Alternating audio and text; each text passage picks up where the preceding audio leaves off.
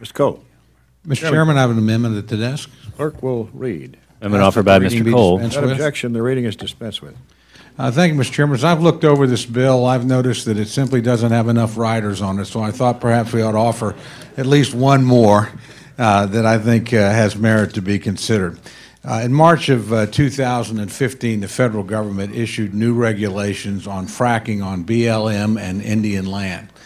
Now, frankly, historically, this has been an area that in most parts of the country have been left to the states. States have done a pretty good job. In this case, though, the explanation for the need of the new regulations was to protect drinking water. And yet we have a new EPA study that says fracking has not caused systematic or endemic problems with drinking water. So it's a regulatory scheme that's based on a misstatement of the facts, quite frankly. Now, the one thing we do know about federal regulation is when it's imposed, it always slows down exploration and production.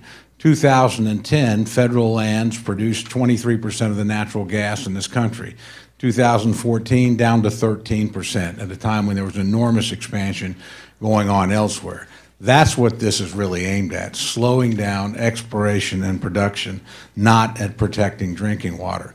So in my view, this simply we shouldn't fund it, we shouldn't enforce it, and ultimately we should allow the states to regulate it. The other problem with this regime is in states that have large amounts of BLM land, you're literally going to have two systems under which you have to operate if you're an energy company. That's just enormously complex. It's a big mistake. There's no uniformity in it.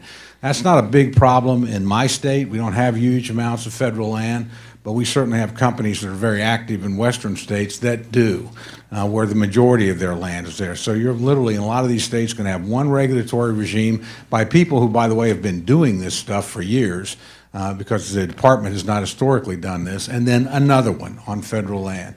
So I urge the adoption of the amendment.